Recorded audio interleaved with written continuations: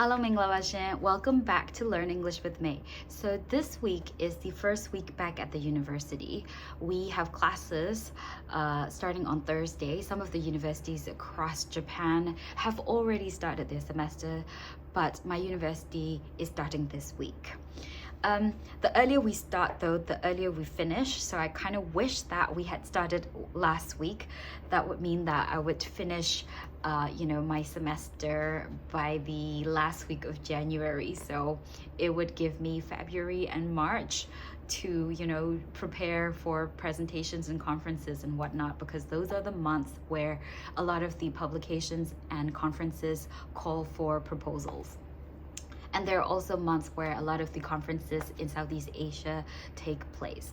Anyway, the objective of my video today is to give you a technique that you can use, that I learned from my therapist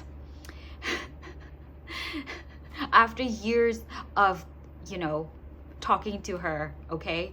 This is me giving you free therapy advice.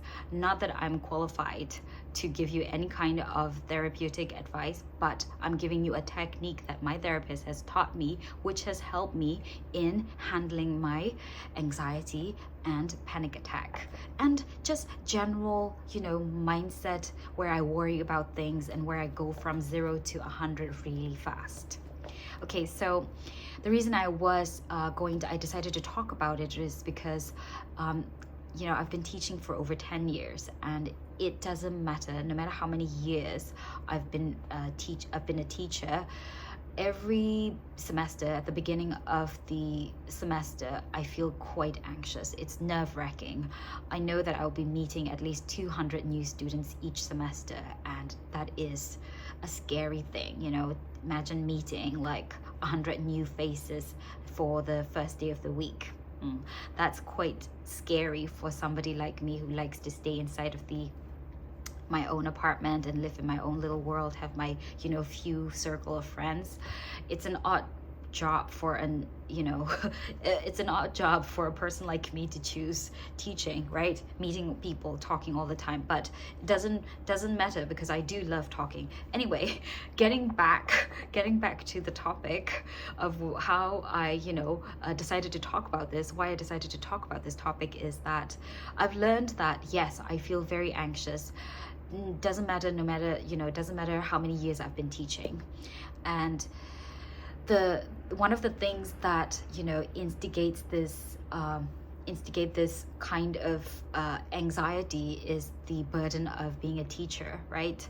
I worry whether the materials that I have chosen for my students are actually relevant, are interesting for them. I also worry that the materials that I have picked might be too difficult for my students. I also worry that the stuff that I've prepared, the activities, the things that we will be doing in a class are going to be too difficult or too easy for the students, and everything that I have prepared will not work out. There's also this burden of the moment you enter a classroom, there are expectant faces, young faces looking at you to impart some form of wisdom upon them, and then you're thinking, am I really the person to qualified to impart this wisdom to them? This is the imposter syndrome kicking in, right? And I tell you this, I'm being honest, it doesn't get better with time. It just gets better in a way that you're able to, once you become aware of this, you become comfortable with the discomfort of knowing that things that you have planned might not work out, and you would have to play it by ear. And that's the nature of being a teacher in a classroom at the university level, or at any level, I'd say. And the thing that has helped me when I'm going through this 0 to 100, where I think that everything is in apocalyptic thing that's happening, nothing that I have planned will work out, is me taking a breath. So taking a breath is basically just being mindful, right? But it's not, where you close your eyes for 10 minutes and then you start counting your breath, because sometimes we don't have that 10 minute. But what we can do is give ourselves maybe 30 or 40 seconds or maybe 1 minute, but this one good minute can actually help you calm yourself down. And this is what my therapist taught me, right? So if you're feeling really anxious, what you can do is hold your hand like this up, like hold your hand up, and then you touch with the other hand, you touch your hand.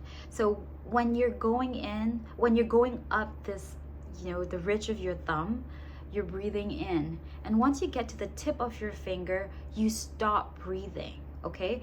In, stop, slowly go down, and then as you go down your thumb, as you feel the movement, you breathe out. And then the same procedure for all of the 5 fingers. And once you finish doing that, after you finish, like after you complete this breathing activity, you will feel a lot calmer. What you will notice is the sense of touch really stop you from thinking about other things. And the fact that when you get to the tip of the fingertip, you stop breathing, you hold your breath.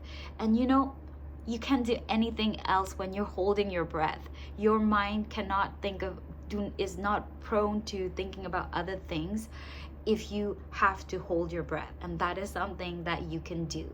So just try it anytime, like the next time you feel anxious, do this activity. Just hold out your hand, close your eyes, breathe in, stop, and then breathe out. And as you breathe out, count 1, 2, 3, 4, right? So you can breathe in, you can count 1, 2, 3, 4, stop, 1, 2, 3, 4, 1, 2, 3, 4, stop, 1, 2, 3, 4, and do it as slow as possible. And by the end of the this activity, this mindfulness breathing, you'll find yourself thinking with clarity and feeling a lot calmer. Okay, so that is all I wanted to share today. If you get jittery, if you get nervous, if you have a lot of anxiety, this is a good grounding activity that you can do. And you can even teach your students. I talk to my students about this thing. If they get too nervous about anything before they do any kind of presentation, or if they're about to take a test, they can do this activity, and they have tried it and they enjoy it. They do it. I've seen my students doing it. So yeah, please do it if you have the opportunity and if you're feeling anxious next time. Okay, so thank you for joining me today, everybody, and I will see all of you again very soon.